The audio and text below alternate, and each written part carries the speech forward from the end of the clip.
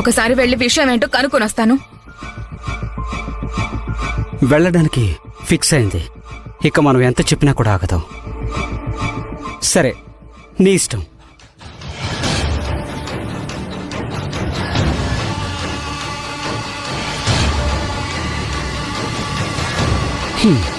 ఆలేఖ్య, నేను నీకోసం నా పనులన్నీ పక్కన పెట్టి 24 గంటలు నీ గురించి ఆలోచిస్తుంటే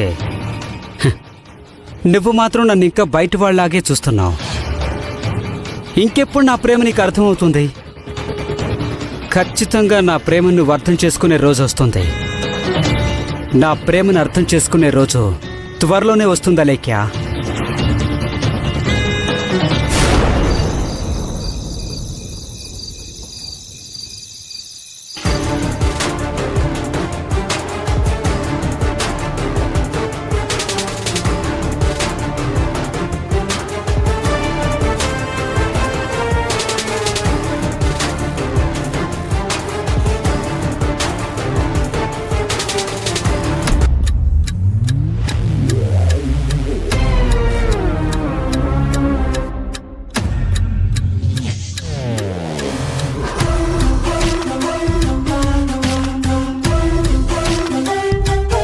అలేఖ్యని ఎలాగైనా ఒప్పించి ఈ వ్రతానికి పీటల మీద నేనే కూర్చోవాలి.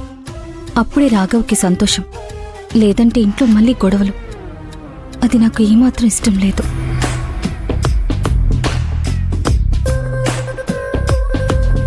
నీకోసమే ఎదురు చూస్తున్నాను అలేఖ్య. ఒకటే ఫోన్లు చేస్తున్నావు కదా, నేనెక్కడుంటే అక్కడికి వచ్చేస్తా అంటున్నావు. నీకెందుకులే శ్రమ అని నేనే వచ్చేసాను.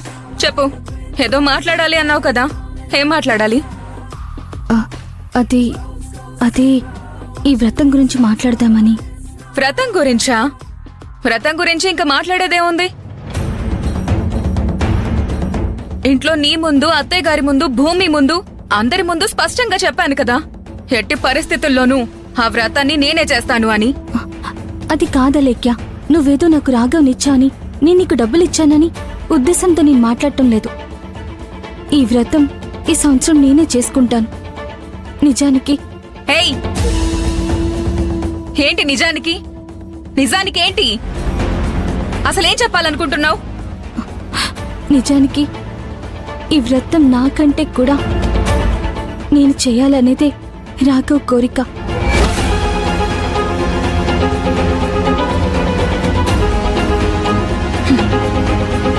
నీకోసం రాఘవ చెయ్యాలి అనుకోవడం నేను ఎంత మాత్రం ఒప్పుకోను. ఒప్పుకోనంటావేంటి అలేఖ్య? నేను ప్రతి విషయంలో నేను ప్రాణంతో ఉన్నంత వరకు రాఘవ్ని ప్రశాంతంగా ఉంచుతానని. రాఘవ్ని నా భర్తగా నాకు ఇచ్చేసావు కదా, మళ్ళీ ఒప్పుకోనంటావేంటి?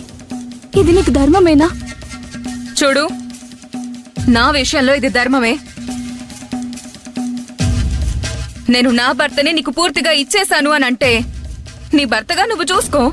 నీ భర్తగా నువ్వు లాలిస్తావో పాలిస్తావో, ఏ రకంగా తనని చూసుకుంటావో అదంతా నీ ఇష్టం.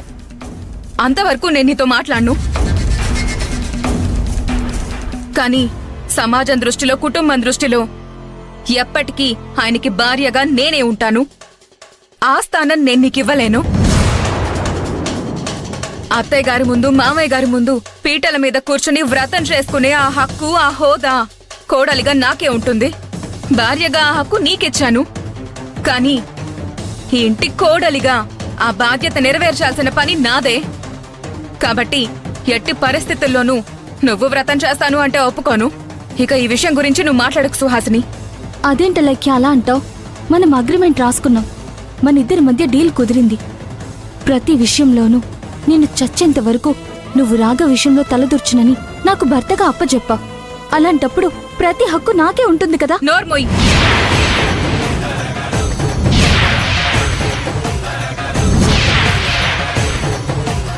ప్రతి హక్కు నీకెలా ఉంటుంది?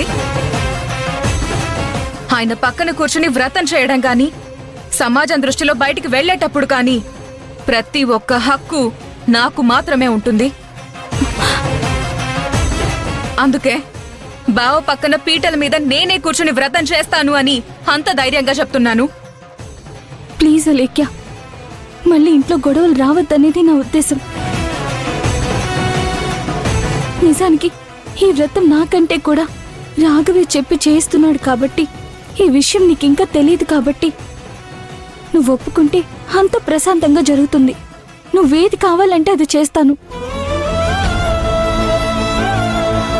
అలేఖ్య, దయచేసి ఈ వ్రతం ఎలాంటి డిస్టర్బెన్స్ లేకుండా జరగనివ్వు ప్లీజ్. కావాలంటే నీ కాలు పట్టుకుంటాను. సుహాసిని సుహాసిని సుహాసిని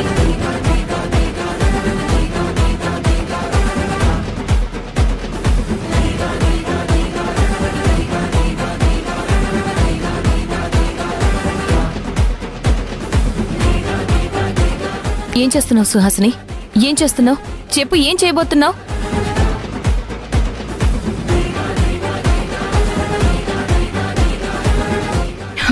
సుహాసిని,